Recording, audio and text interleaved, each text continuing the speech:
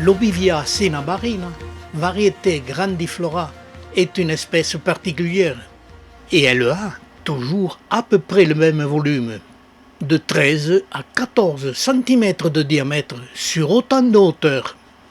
Et elle se développe irrégulièrement suivant les années climatiques, de 2 à 3 cm, mais elle se rétracte d'autant sur sa base, ce qui permet de bien comprendre le phénomène de subérification.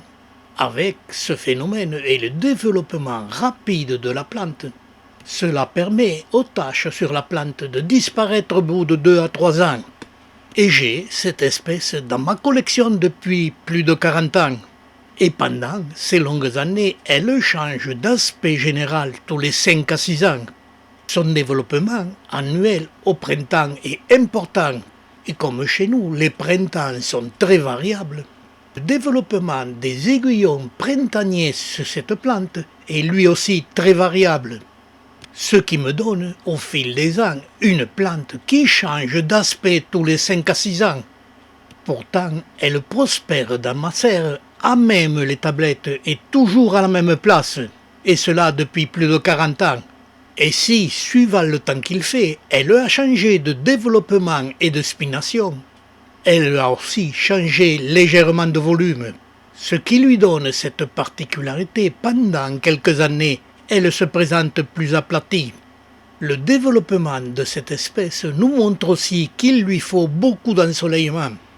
Et dès le début de l'été, sur la pousse de l'année précédente, apparaissent les premiers boutons de fleurs.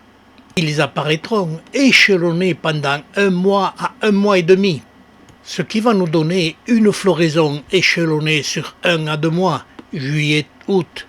Et cette floraison est elle aussi particulière. Le genre Lobivia ont en général des fleurs au tube floral longs, plus ou moins égales au diamètre de la fleur. Pour cette espèce, les boutons sont trapus, le tube floral est très court. Ces boutons de fleurs ont les sépales charnus, plus ou moins poilus, ce qui lui donne cet aspect de puissance. Et quand les boutons de fleurs continuent leur développement et qui laissent apparaître sur le revers des pétales cette couleur violacée, on devine tout de suite que la couleur de la fleur sera très vive. Et par la suite, on est surpris, la couleur intérieure des pétales n'est pas du tout la même. Elle est très colorée d'un rouge écarlate et je vous laisse admirer quelques floraisons.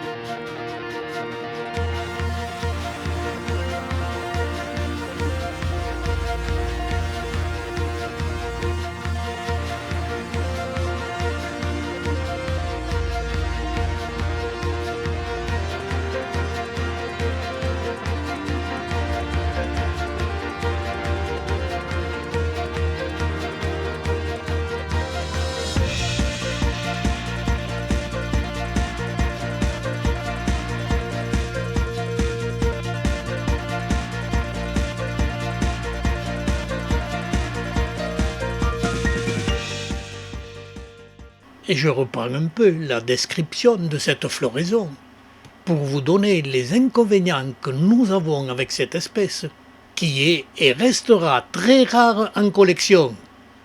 En premier, ces images nous montrent bien l'échelonnement de la floraison pendant l'été. Là, c'est plutôt un point positif, mais malheureusement, pendant plus de 40 ans, cette espèce ne m'a jamais donné des fruits.